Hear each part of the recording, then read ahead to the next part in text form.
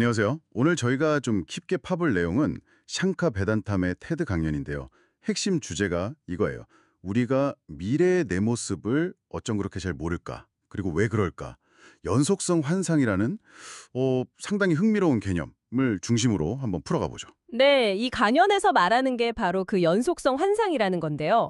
그러니까 사람들은 과거를 돌아보면 아, 내가 이렇게 변했구나 하고 잘 알잖아요. 네, 그렇죠. 많이 변했죠. 근데 이상하게 미래를 볼 때는 아, 나는 뭐 크게 안 변할 거야 이렇게 생각한다는 거예요. 아, 듣고 보니 그런 것 같네요. 세상은 막 AI다, 기후변화다 해서 엄청 바뀔 거라고 생각하면서도 정작 내 생각이나 취향은 뭐 그대로일 거라고 믿는 거죠. 강연자 본인 이야기도 나오잖아요.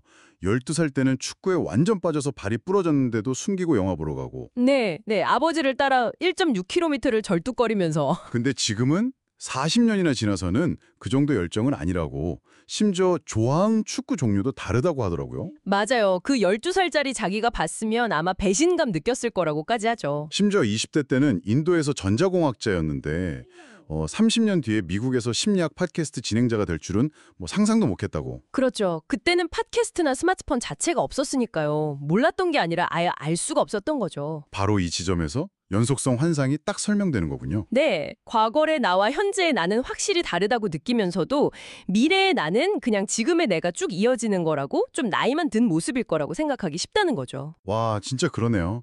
저만 해도 10년 전 저랑 지금 저 생각하면 뭐 취향부터 생각까지 바뀐 게 한두 개가 아닌데 근데 왜 10년 뒤에는 제가 지금이랑 비슷할 거라고 막연하게 생각했을까요?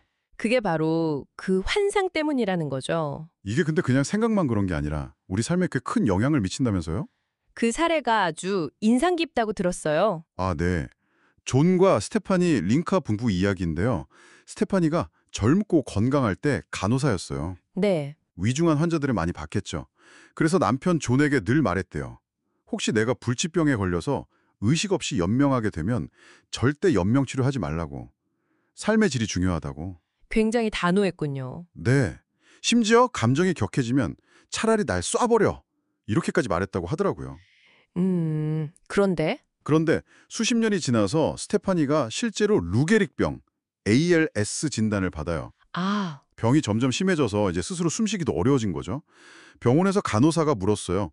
산소호흡기 쓰시겠냐고. 네. 근데 스테파니가 네라고 대답한 거예요. 아, 남편분은 정말 충격이었겠네요. 30년 동안 들었던 말이랑 정반대니까요. 그렇죠. 여기서 엄청난 윤리적 딜레마가 생기는 거죠. 건강했던 39살의 스테파니는 병마와 싸우는 59살의 자신이 뭘 원할지 전혀 예측할 수 없었던 거예요. 그러니까요. 나이 든 스테파니 입장에서 보면 젊은 시절의 자신은 마치 자기 삶과 죽음을 결정하려는 낯선 사람처럼 느껴질 수도 있겠네요. 정확해요. 경연자가 이걸 테세우스의 배에 비유하잖아요. 아, 그 철학적인 질문이요. 배의 낡은 판자를 하나씩 다 바꿔서 결국 모든 부분이 새로워졌을 때 이게 같은 배냐는 거. 네.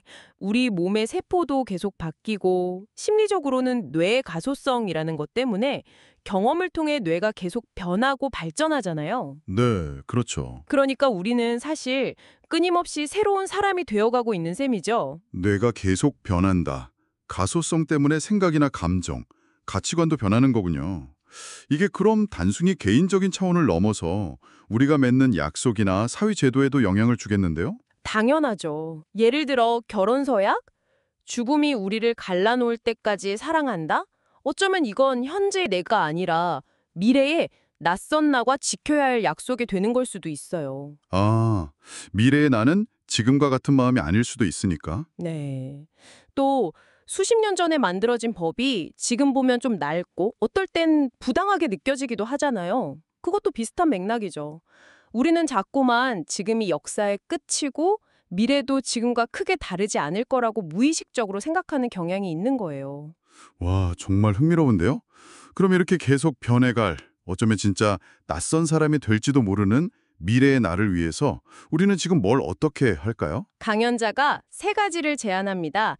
첫째는 호기심이에요. 호기심이요. 네, 미래의 내가 지금과는 다른 사람일 수 있다는 걸 받아들이고 내가 과연 어떤 사람이 될지 그 과정에 좀 더 적극적으로 참여하라는 거죠. 익숙한 것에서 좀 벗어나서 시야를 넓히는 노력이 필요해요. 뭐랄까, 미래의 나를 만들어가는 건축가가 되라는 거죠. 오, 미래의 나를 만들어가는 건축가라. 멋진 표현이네요. 두 번째는요? 둘째는 겸손입니다. 집인 나와 생각이 다른 사람들이 있잖아요. 어쩌면 그 사람들이 미래의 내 모습일 수도 있다는 가능성을 열어두라는 거예요. 내 생각이 아무리 옳다고 확신하더라도 좀 겸손하게 다른 관점을 받아들일 준비가 되어 있어야 한다는 거죠. 이건 뭐 개인뿐만 아니라 조직이나 사회에도 마찬가지고요. 하긴, 지금은 절대 동의 못할 것 같은 의견도 나중엔 내가 그렇게 생각할 수도 있는 거니까요. 마지막 세 번째는 용기겠네요. 맞습니다. 용기. 미래의 우리는 지금보다 약해질 수도 있어요. 하지만 반대로 지금은 상상도 못할 새로운 능력이나 지혜를 갖게 될 수도 있거든요. 아, 그러니까 지금 당장은 내가 이걸 잘 못하지만 미래의 나라고 해서 못할 거란 법은 없다. 이렇게 생각하고 도전해보는 용기가 필요하다는 겁니다.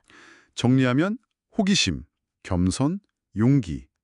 결국 미래의 나는 어쩌면 타인일 수 있으니 현재의 내가 그 미래의 낯선 이에게 줄 수 있는 최선은 열린 마음과 유연함, 그리고 성장 가능성에 대한 믿음, 이런 거겠네요. 네, 그렇죠.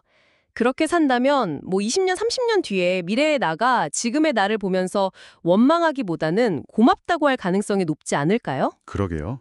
정말 그럴 수 있겠네요. 자, 그럼 마지막으로 여러분께 이런 질문을 던져보면서 마무리할까 합니다. 현재의 당신이 미래의 그 낯선 나를 위해 무언가를 결정하고 있다면 그 미래의 내가 어떤 모습일지에 대한 호기심을 가지고 오늘 당장 여러분이 내릴 수 있는 작은 선택은 무엇일까요?